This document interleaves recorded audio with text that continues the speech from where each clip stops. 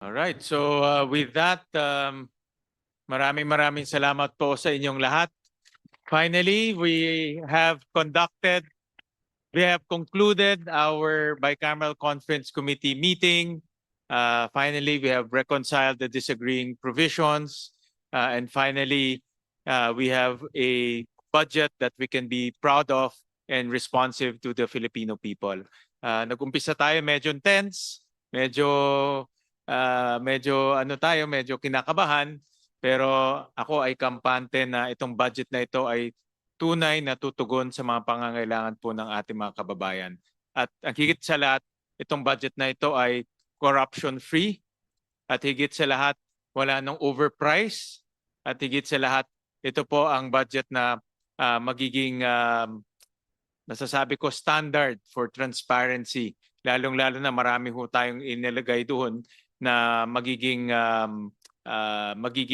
available sa ating mga kababayan. So maraming salamat, Chair Mika Sonfing.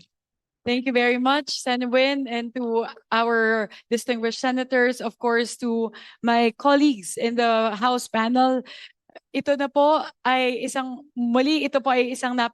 makasaysayang araw para sa ating bansa.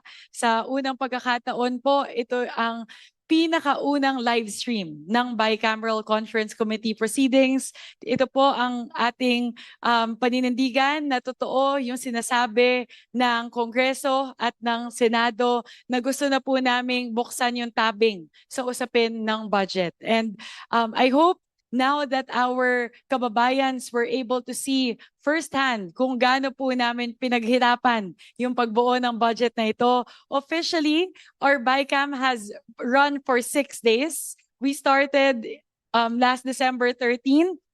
And now it is 2:20 in the morning on December 18. So ganito po talaga kahaba yung diskusyon kapag talagang gusto natin na siguraduhin na tulad na sinabi na, ni Chairman Win na gusto natin na malinis, transparent yung ating budget, na ito po ay talagang tumutugon sa pangangailangan ng ating mga kababayan, at talagang isa po itong budget na mapagkakatiwalaan ng bawat Pilipino. Again, thank you to everyone.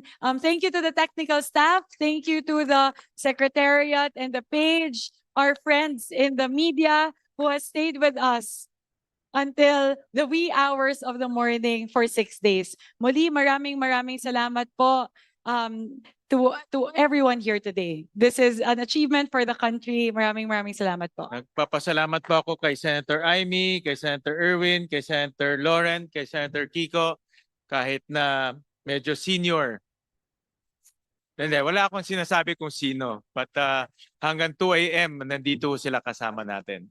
I would also like to say thank you, of course, to Congressman JJ Romualdo, Congressman Javi Benitez, Congressman Brian Yamsuan, Congressman Pepito Alvarez, Congressman Albert Garcia, Congresswoman Christine Singson Mian, Congresswoman Maricar Zamora, Congressman Rufus Rodriguez, Congressman Marcelino Libanan, and Congressman Alan T. Maraming salamat po.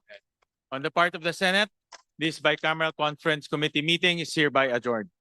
On the part of the House, this bicameral conference committee hearing is hereby adjourned.